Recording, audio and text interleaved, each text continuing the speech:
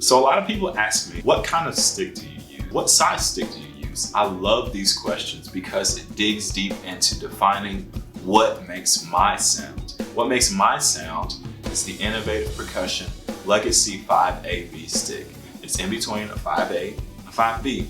I love for my stick to feel heavy in my hand, so I love the 5B feel, but I also want the ability to have the articulation of a 5A, something, a little bit like everything from jazz to rock. That's where I came into using the 5AB. The Legacy series is a little bit heavier. It's gonna last me a little bit longer, but I love defining my sound with this stick that can play over many different genres. Some people have sticks that they're specific to one genre.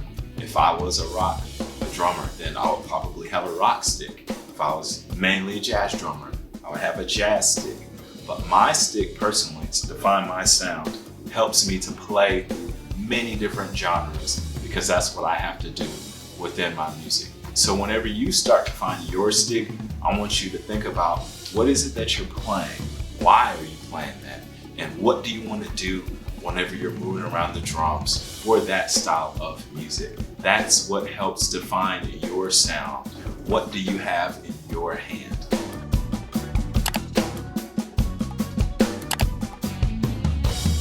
The elements of drums. We have our pitch, we have our rhythm, we have our sticking. When we look at the staff of music, we have the different lines. The different lines represent our pitch. Lower pitches at the bottom, higher pitches at the top. Our kick drum is at the bottom, got the hi-hats at the top, right? That helps us know what pitch we're playing on. So with drum set, the pitch is gonna be your kick drum, your snare drum, your toms, or your brass, your hi-hats, your cymbals. What rhythm are you playing? Are you playing quarter notes, straight quarter notes? On the kick drum is a 4 to the floor. Straight quarter notes on the kick drum is a 4 to the floor beat. Eighth notes on the hi-hat, kick on 1 and 3, snare drum on 2 and 4. You got your normal rock beat. Okay, so defining those pitches and those rhythms helps us, as well as knowing our sticking. If we're playing a rudiment, for example, today we're going to talk about a paradiddle. Right, left, right, left, right, left. Not just the exact sticking, but how do you have your motion within playing that rudiment? We're taking those three elements, we're breaking them down. Your pitch, your rhythm, your sticking. Start with quarter notes. So we got quarter notes on the snare. We're going to take that and we're going to move it to whatever pitch we want. So the pitches I'm using on this drum set are going to be your kick drum, snare drum, hi-hat, and I'll take those quarter notes and I'll put them wherever I want to. For example,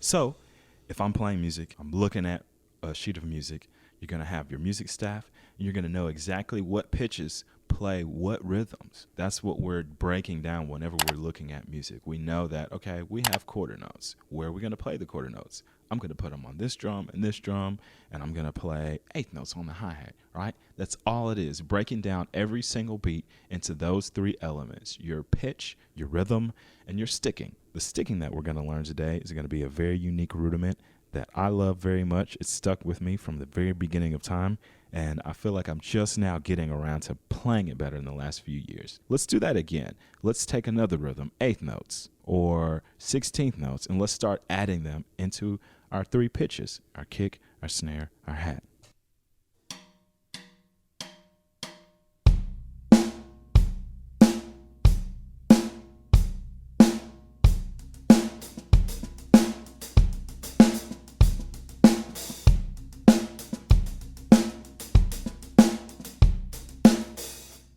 So I took our quarter notes and I added on the idea by throwing in 16th notes and eighth notes on the hi-hat. If you have those three things, you can start to cultivate and bridge the gap from not knowing what to play to defining your sound.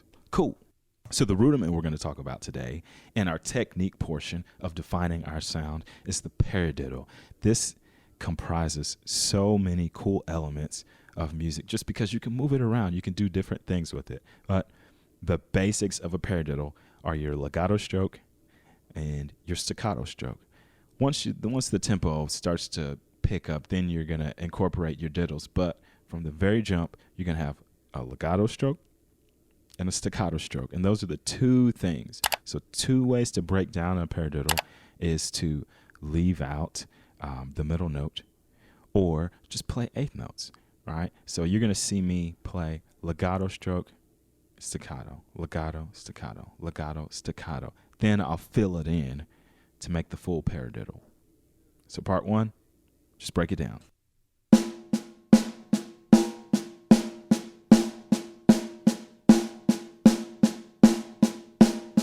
It's really important to get that motion. That is what drives your paradiddle. Knowing your legato and staccato will help you start and stop the stick whenever you're supposed to. So now I'll break it down and then I'll fill it in.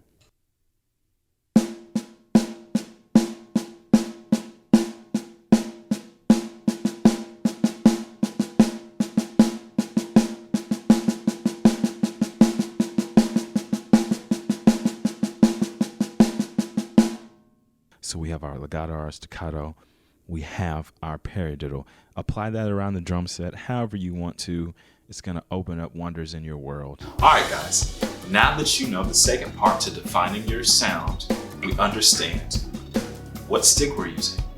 We also understand our pitch, our rhythm, and our sticking in general. These things are going to help us to dig deeper, to start getting to that second layer of defining our sound.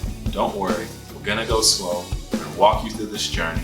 Once again, thank you so much for tuning in. We're going to have more videos for you.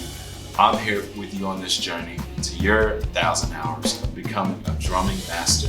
Make sure you subscribe, you like, you hit the notification bell, comment below on some things that you want to see in the next videos coming from me. Once again, I'm Rick Wilkerson, signing off.